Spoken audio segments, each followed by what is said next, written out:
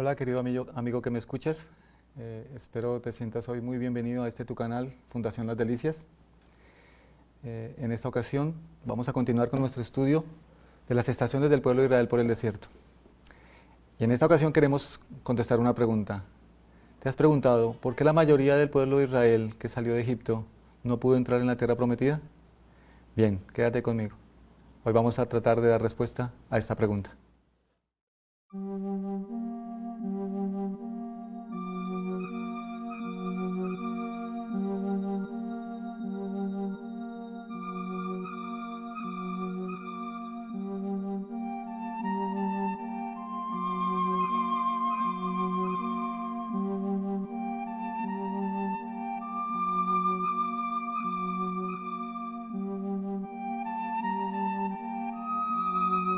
Bueno, durante mucho tiempo, hace muchos años he estudiado este tema y siempre he llegado a conclusiones del por qué la mayoría del pueblo de Israel eh, que salió de Egipto no pudo entrar en la tierra prometida. Vino a mi mente infinidad de cosas mientras estudiaba cada una de estas estaciones. En algunas oportunidades llegué a pensar que ellos nunca quisieron cambiar su dieta, ellos nunca quisieron eh, que Dios les guiara, siempre estaban rebeldes, siempre estaban quejándose. Y después de estudiar más a profundidad he llegado a una conclusión que es más clara y que es avalada por la palabra de Dios. Así que antes de entrar en nuestro estudio te invito a que oremos. Nuestro Dios y Padre, queremos pedirte que tú nos guíes en este estudio, suplicarte que tu Santo Espíritu sea nuestro Maestro. Enséñanos, Señor, habla a nuestros corazones, te lo suplicamos en el nombre de Jesús. Amén. Bien. Este estudio tiene por título La verdadera conversión es esencial. Y quiero decirte que este título lo saqué del libro del conflicto de los siglos, en el capítulo 28, casi en la mitad del libro. Aparece este capítulo y es como algo que necesitamos entender, comprender, que el pueblo de Israel necesitaba entender y que nosotros como el Israel espiritual y quizá la última generación en esta tierra necesitamos entender. Y es el por qué finalmente solo dos de la mayoría de esa vasta muchedumbre que salió de Egipto, de los varones de 20 años para arriba, solo dos de ellos pudieron entrar en la tierra prometida. En el libro, en la carta a los Corintios, en el capítulo 5, la primera carta a los Corintios, capítulo 5, versículo 7, quiero anclar el tema con lo que estudiamos, con lo que...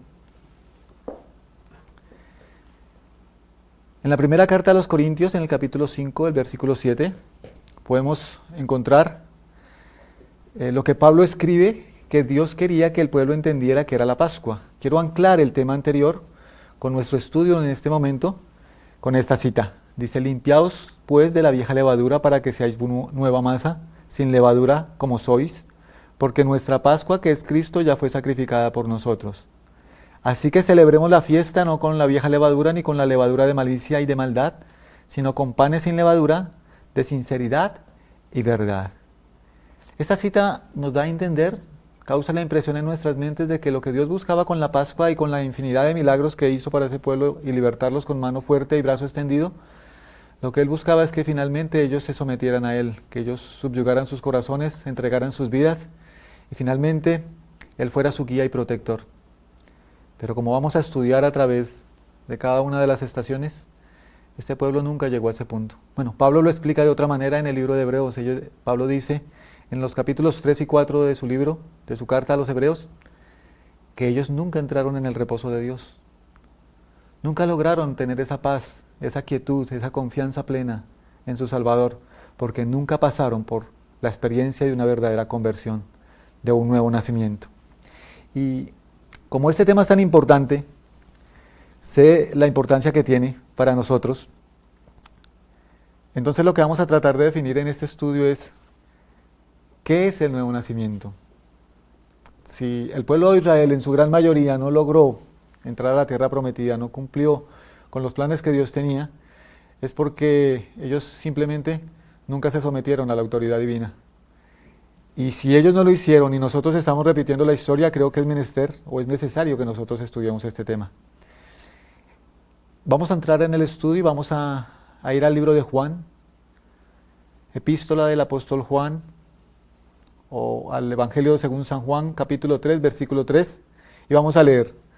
Respondió Jesús y le dijo, de cierto te digo, que el que no naciere de nuevo no puede ver el reino de Dios.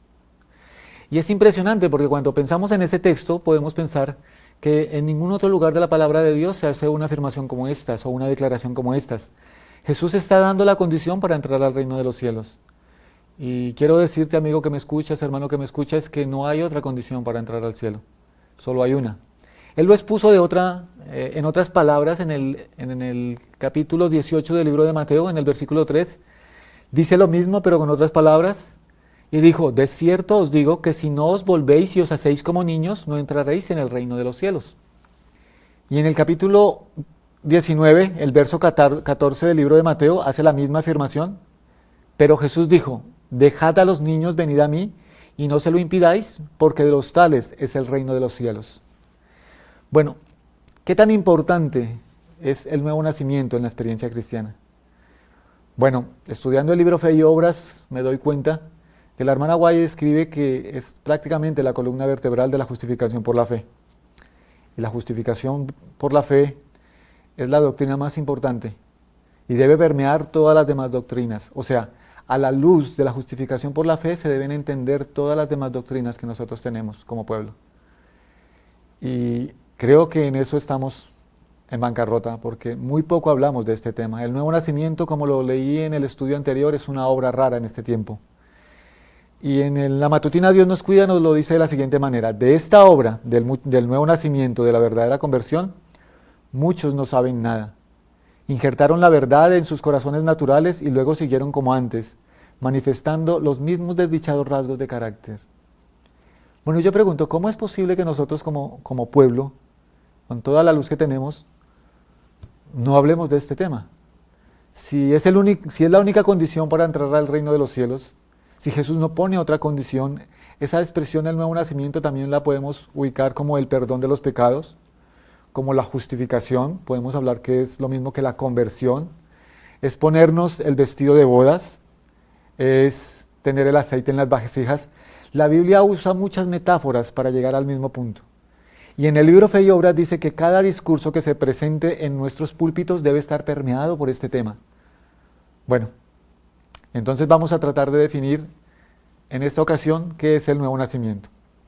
En el capítulo del conflicto de los siglos, la verdadera conversión es esencial, en el capítulo 28, la página 463, el párrafo 2, nos dice lo siguiente. Las Santas Escrituras enseñan claramente que la obra de la santificación es progresiva. Cuando el pecador encuentra en la conversión la paz con Dios por la sangre expiatoria, la vida cristiana no ha hecho más que empezar. Ahora, debe llegar al estado de hombre perfecto, crecer a la medida de la estatura de la plenitud de Cristo. Y quiero centrarme en este párrafo. Cuando el pecador encuentra en la conversión o el nuevo nacimiento la paz con Dios por la sangre expiatoria, la vida cristiana no ha hecho más que empezar. Y quiero que pienses en el pueblo de Israel. Ellos vagaron por el desierto 40 años, pero como dije anteriormente, ellos nunca pasaron, o en términos generales, ellos nunca pasaron por una verdadera conversión, nunca experimentaron el nuevo nacimiento. Y por eso es que en cada una de las estaciones, como lo vamos a ver a medida que vayamos avanzando, ellos se rebelaban, ellos murmuraban, ellos se quejaban. Nunca entregaron sus voluntades a Jesús, nunca le entregaron su vida a Jesús. Y eso es precisamente el nuevo nacimiento, es cuando nos sometemos, es cuando nos rendimos. La declaración que la pluma inspirada da de la justificación por la fe es la obra de Dios que abate en el polvo la gloria del hombre y hace por éste lo que él no es capaz de hacer por sí mismo.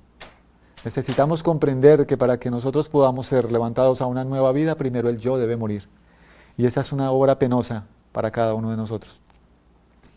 Bien, vamos a entrar en el nuevo nacimiento, vamos a tratar de definirlo y vamos a hacerlo de la siguiente manera. La hermana White dice que en la vida del apóstol Pedro podemos encontrar, más que en ninguna otra, la obra de la santificación que Dios quiere hacer en cada una de nuestras vidas. O sea, estudiando la vida del apóstol Pedro y cómo Dios lo trató y hasta a dónde lo tuvo que llevar finalmente para que él llegara a ser finalmente un hijo de Dios, estudiando esa vida podemos entender qué es el nuevo nacimiento, cómo es que es la obra que Dios quiere hacer en cada uno de nuestros corazones.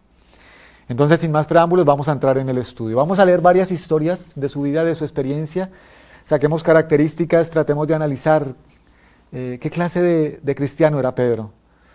En el capítulo 4 del libro de Mateo, en los versos 18 al 20 dice: andando Jesús junto al mar de Galilea, vio a dos hermanos, Simón llamado Pedro y Andrés su hermano, que echaba la red en el mar, porque eran pescadores. Y les dijo: venid en pos de mí, y os haré pescadores de hombres. Ellos entonces, dejando al instante las redes, le siguieron.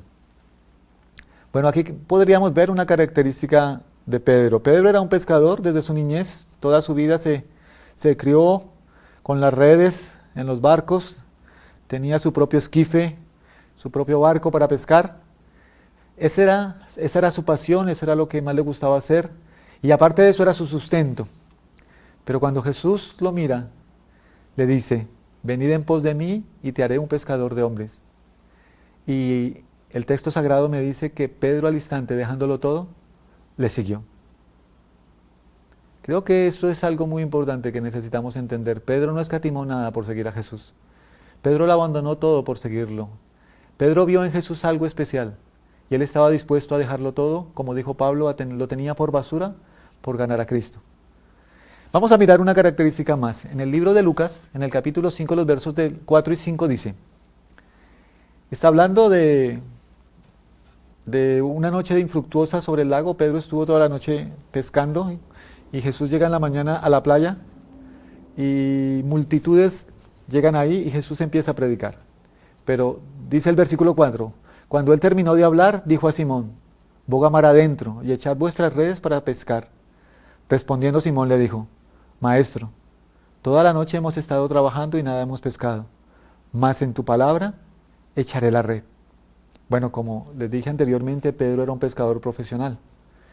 Y en esta historia podríamos sacar muchas lecciones o podríamos ver muchas características de Pedro, pero hay una que a mí me llama la atención, porque si él era un pescador profesional, él sabía perfectamente a qué hora se debía pescar.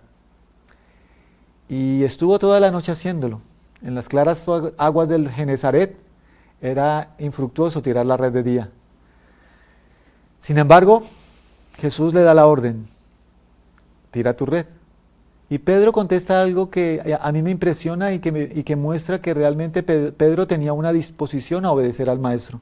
Porque él dice: toda la noche hemos estado trabajando y nada hemos pescado, mas en tu palabra echaré la red. Es como que Pedro le está diciendo: Señor, yo conozco de pesca, toda la noche lo he estado haciendo, es en la noche que se pesca, no podemos pescar de día, pero porque tú me lo estás pidiendo lo voy a hacer. Bueno, ¿qué sucedió? Dice la historia que cogieron tal cantidad de peces que las redes se rompían. Pedro tuvo que llamar a otro barco, me imagino que era el barco de Juan y Santiago, porque ellos también eran pescadores, y entre ambos tuvieron que sacar esas redes que prácticamente se estaban rompiendo. Y me cuenta la historia que esos barcos estaban a punto de hundirse, de la cantidad de peces que lograron pescar. Juan, Santiago y quizá otros ayudantes se pusieron a la tarea de asegurar la pesca, pero Pedro no hizo eso. Pedro estaba alarmado, Pedro estaba consternado. Y mira lo que dice el versículo 8 del mismo capítulo 5. Viendo esto, Simón Pedro cayó de rodillas ante Jesús, diciendo: apártate de mí, Señor, porque soy hombre pecador. Porque por la pesca que habían hecho, el temor se había apoderado de él y de todos los que estaban con él. ¿Qué fue lo que experimentó en Pedro en ese momento? Él se vio ante la majestad del cielo. Él sabía que Jesús no era un hombre común, no era un hombre normal. Y él pudo ver en Jesús la divinidad que fulguraba a través de la humanidad. Pedro cae de rodillas, toma los pies de Jesús y agarrándolo fuerte le dice: Señor, apártate de mí porque soy hombre pecador. Y eso también podríamos decir muchas cosas de esta experiencia de Pedro.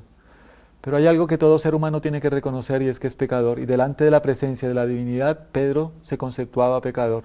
Pedro entendía que era impuro y sucio delante de Jesús. Vamos a mirar una característica más. En el capítulo 14, en el verso 27, leemos: pero enseguida Jesús le habló diciendo: tened ánimo, yo soy, no temáis.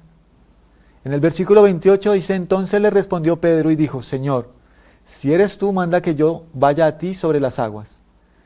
Y enseguida le dice Jesús: ven. Y descendiendo Pedro de la barca, andaba sobre las aguas para ir a Jesús. Creo que conocemos esa historia muy bien. Y aunque sé y entiendo que después Pedro se hunde y Jesús le dice: hombre de poca fe, ¿por qué dudaste? Yo quiero que contemplemos la escena y pensemos, ¿realmente a Pedro le faltó fe? ¿Pedro era un hombre de poca fe? Miremos la historia. El mar estaba agitado, las aguas estaban embravecidas, y Jesús le dice: ven. ¿Quién de nosotros osaría sacar los pies de la barca en un mar agitado? Creo que se necesita fe para hacerlo. Yo creo que Pedro de alguna manera confiaba en Jesús. Era un hombre de fe. Y aunque por el orgullo y la suficiencia propia después estuvo a punto de morir, yo creo que el hecho de haber bajado los pies de esa barca demuestra que de alguna manera Pedro confiaba en su maestro. Si miramos una característica más y vamos sumando las características, tú puedes añadir ahí en tu mente las que tú quieras. Piensa qué clase de cristiano era en ese momento Pedro. En el capítulo 16 del libro de Mateo hay otra historia que me impresiona. En el versículo 13 dice: viniendo Jesús a la región de Cesarea de Filipo, preguntó a sus discípulos diciendo: ¿quién dicen los hombres que es el Hijo del Hombre? Ellos dijeron: unos dicen que tú eres Juan el Bautista, otros dicen que eres Elías, otros dicen que eres Jeremías o alguno de los profetas. Bueno, cuando se refiere a alguno de los profetas, ellos pensaban que era Moisés que había resucitado. En el versículo 15 le dice: y les dijo: ¿y vosotros quién decís que soy yo? Jesús cierra el círculo y hace la pregunta de una manera más íntima, más familiar. Mira a sus discípulos y les dice: bueno, ¿y ustedes qué dicen? ¿Quién soy yo? Y por un momento guardan silencio, pero Pedro da la respuesta. Respondiendo Simón Pedro dijo: tú eres el Cristo, el Hijo del Dios viviente. Y bueno, Pedro creo que dio en el clavo en donde ni los maestros, ni los estudiosos, ni los doctores de la ley, ni los rabinos habían podido acertar. Ellos no veían en Jesús al Mesías, ellos no veían en Jesús más que un simple profeta, si podemos decirlo de esa manera, porque Jesús era profeta, pero él reconocía que se le llamara profeta, estaba bien. Moisés lo escribió, dijo: profeta como yo, Dios os enviará, pero ninguno lo había reconocido como el Mesías, como el Hijo de Dios. Pero Pedro en esta ocasión dijo: tú eres el Cristo, el Hijo del Dios viviente. Y quiero que analicemos en esta respuesta. Jesús le dice: bienaventurado eres Simón, hijo de Jonás, porque no te lo reveló carne ni sangre, sino mi Padre que está en los cielos. Entonces, el asunto que estamos tocando no es asunto de inteligencia. El entender la palabra de Dios no es asunto de inteligencia. No es asunto de comprender que yo tengo más sabiduría o tengo más conocimiento. No, o soy más estudiado. No, Pedro era un pescador. Y donde los doctores de la ley no lograron dar o acertar, Pedro, el pescador ignorante, dio en el blanco. Tú eres el Cristo, el Hijo del Dios viviente. Pedro tenía discernimiento. Y el discernimiento es algo que proviene del Espíritu Santo. Ten en cuenta esta característica de Pedro. Vamos a una última. En Mateo 26, 31 al 35 está la historia de la última noche de Jesús con sus discípulos. Vamos a leer el verso 31. Entonces Jesús les dijo: todos vosotros os escandalizaréis de mí esta noche, porque escrito está: heriré al pastor y las ovejas del rebaño serán dispersadas. Pero después que haya resucitado iré delante de vosotros a Galilea. Respondiendo Pedro le dijo: aunque todos se escandalicen de ti, yo nunca me escandalizaré. Jesús le dijo: de cierto te digo, que esta noche, antes que el gallo cante, me negarás 3 veces. Pedro le dijo: aunque me sea necesario morir contigo, no te negaré. Y todos los discípulos dijeron lo mismo. En esta historia, más que una característica del apóstol Pedro, quisiera que pensáramos en algo. Y es una pregunta que te lanzo a ti, querido amigo que escuchas. ¿Pedro era sincero en su acerto? ¿Pedro estaba siendo sincero en lo que estaba diciendo? ¿Tú qué opinas? Yo personalmente creo que sí, y lo digo por lo que sucedió esa misma noche, cuando Jesús es tomado preso por la turba a medianoche. Cuando prenden a Jesús, cuando Judas se adelanta y le da un beso y prenden a Jesús, Pedro se acerca y saca su espada. Bueno, ciertamente Pedro había dicho que estaba dispuesto a morir por Jesús y él tenía que probarle al maestro que él era sincero. Y lo hizo. Él trató de quitarle la cabeza a Malco, pero Malco alcanzó a esquivarla y solo le quitó la oreja. Jesús hace un milagro y le devuelve la oreja a su lugar a Malco, pero Pedro estaba tratando de probarle al maestro su sinceridad. Yo creo personalmente que Pedro era sincero en lo que estaba diciendo, pero tenía un grave problema. Entonces ahora pensemos, al mirar estas características de Pedro, ¿qué clase de cristiano era él? Él lo había abandonado todo por su maestro, era obediente, escuchaba lo que Jesús le decía y obedecía, se confesaba pecador, era un hombre de fe, tenía discernimiento y era sincero. Podríamos pensar que cualquier ser humano con estas características podría entrar en el reino de los cielos. Pero no, querido amigo que me escuchas. Estas no son las características o estas no son las condiciones para entrar en el reino de los cielos. Ciertamente forman parte de una persona que ha sido salvada, pero no son las condiciones para entrar al reino de los cielos. Entonces vamos a mirar cuál era el problema de Pedro. En el capítulo 16, verso 21, después de haberle dicho a Jesús, tú eres el Cristo, el Hijo del Dios viviente, leemos, desde entonces comenzó Jesús a declarar a sus discípulos que le era necesario ir a Jerusalén y padecer mucho de los ancianos, de los principales sacerdotes y de los escribas y ser muerto y resucitar al tercer día. Entonces Pedro, tomándolo aparte, comenzó a reconvenirle, diciendo, Señor, ten compasión de ti, en ninguna manera esto te acontezca. Ahora piensa por un instante. El barro tratando de reconvenir al alfarero. Pedro, la criatura, tratando de enseñarle al Creador. Es algo extraño, pero eso es lo que estamos leyendo. Pedro lo llamó aparte y le dijo, Señor, no digas esas cosas, nunca te acontezca esto, no nos desanimes de esa manera. Esa no es la manera de hacer discípulos. Pedro se creía más sabio que su Señor. Y ahora viene una respuesta que aunque un poco fuerte, hizo entrar en razón de cierta manera a Pedro. Pero él volviéndose dijo a Pedro, quítate de delante de mí, Satanás, porque me eres tropiezo, porque no pones la mira en las cosas de Dios, sino en las cosas de los hombres. Qué fuerte reprensión, ¿verdad? Bueno, pero Jesús, ciertamente, aunque tenía a Pedro enfrente, le estaba hablando a su enemigo, a Satanás. Quítate de en medio de mi discípulo y yo. No te interpongas en mi relación con él. Pero Pedro se sintió un poco agobiado, sintió dolor por la respuesta del maestro. ¿Por qué? Ahora, quisiera que pensáramos por un instante. Hacia unos instantes atrás, él dijo, tú eres el Cristo, el Hijo del Dios viviente. ¿Quién inspiró esa respuesta? El Espíritu Santo. Sí, tú tienes toda la razón. Fue el Espíritu Santo, solo el Espíritu Santo podía inspirarla. Pero unos instantes después, Jesús lo mira y le dice, apártate de mí, Satanás. Ahora, piensa en esto, tiene mucho que ver con la conversión, tiene mucho que ver con el nuevo nacimiento. Mientras no hemos pasado por la experiencia de nacer de nuevo, de una verdadera conversión, hay una lucha de poderes por nuestra mente. Y en algunos momentos nos podemos sentir extasiados o en arrobamiento y sentir la presencia de Dios, incluso pelear las grandes batallas de Dios. Pero en otros momentos nos dejamos agobiar por el enemigo y Satanás toma posesión de nuestras mentes y decimos y hacemos cosas que deshonran a nuestro Salvador. Entonces, ¿qué es lo que debería suceder en el nuevo nacimiento? Bueno, vamos a tratar de averiguarlo. Sigamos con nuestro estudio. Después de que Jesús le dice eso, entonces ahora le dice a Pedro en el versículo 24, entonces Jesús dijo a sus discípulos, si alguno quiere venir en pos de mí, niéguese a sí mismo y tome su cruz y sígame. Porque todo el que quiera salvar su vida la perderá, y todo el que pierda su vida por causa de mí la hallará. Después de que Jesús le dice a Pedro enfrente, apártate de mí, Satanás, pronuncia estas palabras.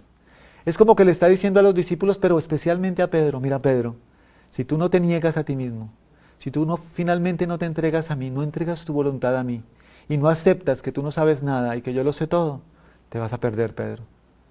Te vas a perder. Y esa lección necesitamos entenderla, cada uno de nosotros. Él lo sabe todo y nosotros no sabemos nada. Pero Pedro era un esclavo del yo. Y tiene sentido.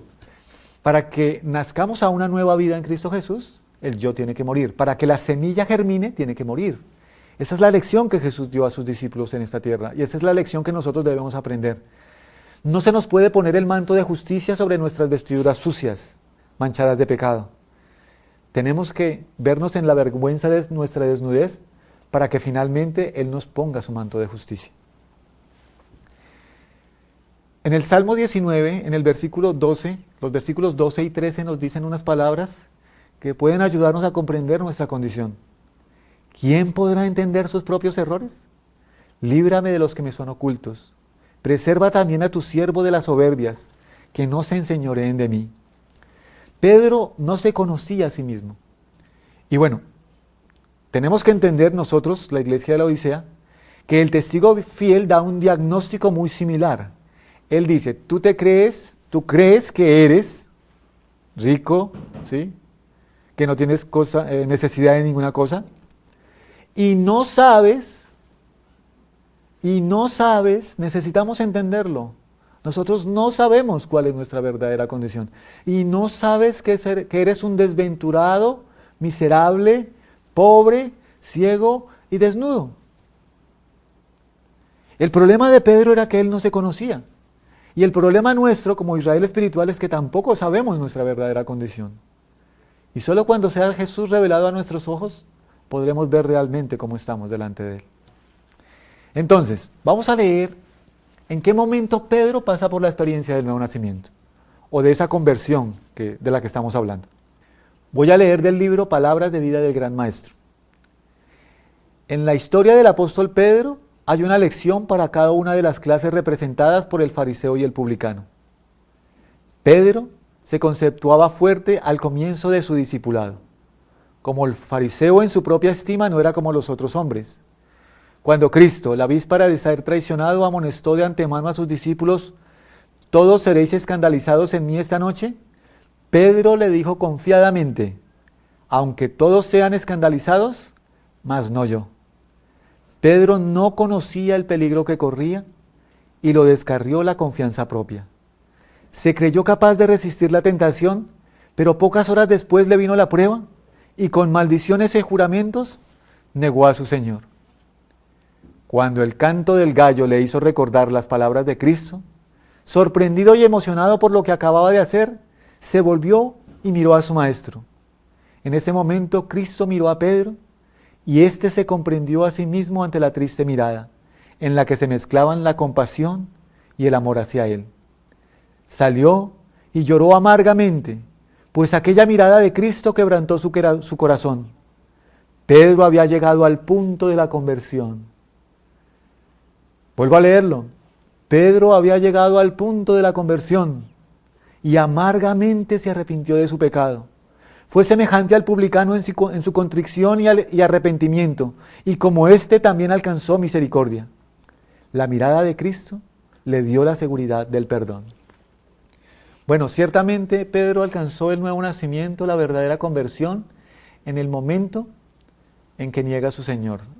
Cuando él lo niega por tercera vez, el Espíritu Santo hace que él gire su mirada, y en ese momento Jesús también gira su mirada, y en la mirada de Pedro leyó la compasión, el amor que su maestro sentía hacia él. No aguantó la mirada y salió corriendo. ¿Sabes para dónde salió? Salió para Getsemaní. Él se fue para Getsemaní. ¿A qué? A llorar. Amargamente lloró. Se arrepintió de su pecado. Pidió perdón, lo confesó y fue perdonado. Esa noche Pedro llegó a ser una nueva criatura en Cristo Jesús. ¿Y cómo lo sabemos? Bueno, vamos a mirar. Párrafos adelante, 118.3 del mismo capítulo, un signo de grandeza. Dice, entonces desapareció su confianza propia. Nunca más se repitieron sus antiguas aseveraciones jactanciosas. El discípulo que una vez fuera inquieto, jactancioso, lleno de confianza propia, se había vuelto sumiso y contrito. Desde entonces siguió a su Señor con abnegación y sacrificio propio. Participó de los sufrimientos de Cristo, y cuando Cristo se siente en el trono de gloria, Pedro participará de su gloria. Nunca más Pedro fue el mismo. Nunca más el Pedro charlatán, el Pedro hablador, el Pedro que conocía todo, que se las sabía todas, ese Pedro nunca volvió a aparecer. Pedro fue una nueva criatura después de esa experiencia. Ahora vamos a leer qué sucedió después de que Jesús resucita. Un día van caminando por la playa y en el capítulo 21 y en el versículo 15 leemos: cuando hubieron comido, Jesús dijo a Simón Pedro: Simón, hijo de Jonás, ¿me amas más que estos? Y le respondió: sí, Señor, tú sabes que te amo. Él le dijo: apacienta mis corderos. Siguieron caminando por la playa, aunque en el texto bíblico parece que no pasó mucho tiempo, sí pasaron algunos instantes. Ellos siguen conversando Jesús con los discípulos, y más adelante Jesús le vuelve a decir a Pedro, por segunda vez, volvió a decirle: Simón, hijo de Jonás, ¿me amas? Pedro le contesta: sí, Señor, tú sabes que te amo. Y le dijo: pastorea mis ovejas. Pedro tenía miedo de responder. El Pedro hablador, el Pedro jactancioso, ya no quería contestar. Siguen caminando por la playa, van hablando, van conversando. Jesús les está dando instrucciones. Pero ahora, por tercera vez, Jesús le dice a Pedro: Simón, hijo de Jonás, ¿me amas? Pedro se entristeció de que le dijese la tercera vez: ¿me amas? Y le respondió: Señor, tú lo sabes todo, tú sabes que te amo. Jesús le dijo: apacienta mis ovejas. Y esa frase se tiene que grabar en nuestras mentes y en nuestros corazones. Porque el Pedro que lo sabía todo, ahora no sabe nada. Ahora le dice a su maestro: Señor, tú lo sabes todo y tú sabes que te amo. Esa respuesta muestra el cambio que se realizó en la vida de Pedro. Realmente Pedro podría decir que era una nueva criatura en Cristo Jesús. Pedro podría decir como Pablo: con Cristo estoy juntamente crucificado, y ya no vivo yo, mas Cristo vive en mí. Eso es nacer de nuevo, tener una nueva experiencia. Vamos a leerlo de manera teórica, ya lo sabemos de manera experimental, lo estudiamos en la vida del apóstol Pedro y tenemos una idea clara de qué es nacer de nuevo. Esa experiencia era la que Dios esperaba que el pueblo de Israel experimentara cuando hizo todos esos milagros para sacarlos de Egipto. Cuando la última plaga, antes de la muerte de los primogénitos en Egipto, les pidió que sacrificaran al cordero, que celebraran la fiesta de la Pascua. Eso era lo que Jesús tenía en mente, que ellos llegaran a ser nuevas criaturas, que le entregaran su corazón, que le entregaran su voluntad y que le permitieran guiarlos hasta la tierra prometida. Pero amigo que me escuchas, el pueblo de Israel nunca pasó por esa experiencia, en términos generales, salvo algunas excepciones, como Moisés, o como Aarón, o como María, que creo que lo hicieron, aunque de forma tardía. En forma general, el pueblo nunca entró en el reposo de Dios. Y eso es algo que necesitamos comprender, porque esa es la razón. Necesitamos comprender qué es causa y qué es efecto. ¿Por qué no entraron? Porque nunca se convirtieron, porque nunca nacieron de nuevo. ¿Por qué siempre estaban rebeldes? ¿Por qué siempre estaban quejosos? ¿Por qué nunca se sometieron a la alimentación y a los planes que Dios tenía para ellos?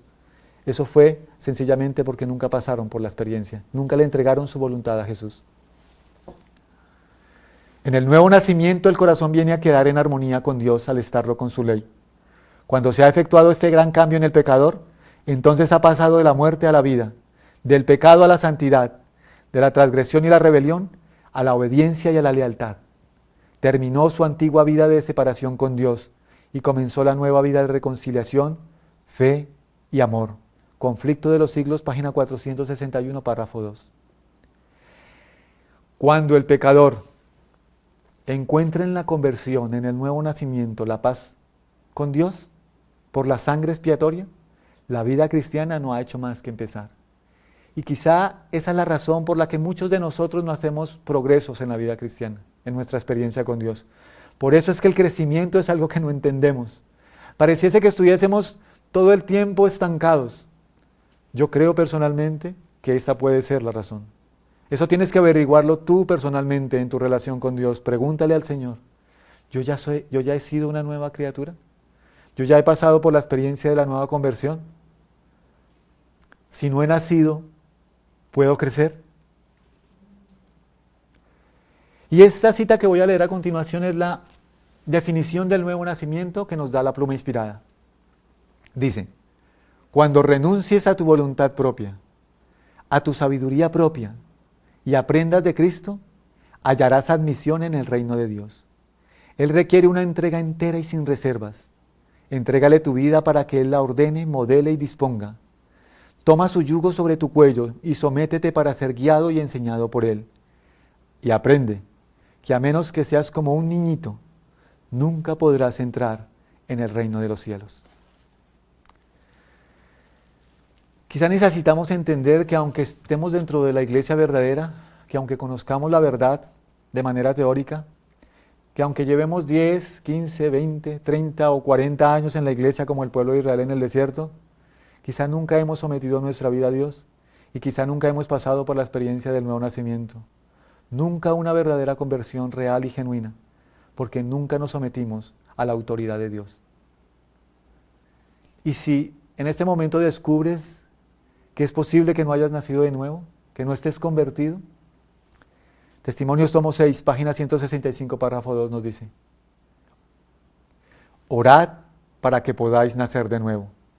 Si tenéis este nuevo nacimiento, os deleitaréis, no en las formas torcidas de vuestros propios deseos, sino en el Señor. Desearéis estar bajo su autoridad. Lucharéis constantemente por alcanzar un estandarte más elevado. Si el Espíritu Santo nos está mostrando o nos está revelando a nuestra mente que nuestra experiencia cristiana no es real y genuina, si no hemos nacido de nuevo, si no somos unas nuevas criaturas en Cristo Jesús, podemos clamar al cielo por ese nuevo nacimiento. Y todo será proporcional al deseo que tengamos de que pasemos por esa experiencia. Querido amigo que me escuchas, quisiera que entendiéramos que si alguno está en Cristo, nueva criatura es. Las cosas viejas pasaron, he aquí, todas son hechas nuevas. No olvides suscribirte a nuestro canal. Haz clic en la campanita para que te lleguen las notificaciones del material que subimos y del contenido que subimos. Y te invito para que en nuestro próximo estudio podamos iniciar con la primera estación, Sukkot. Vamos a estudiar 2 estaciones, Sukkot y Etán. Y son lecciones maravillosas que seguramente nos van a ayudar en nuestro crecimiento espiritual. El Señor te bendiga.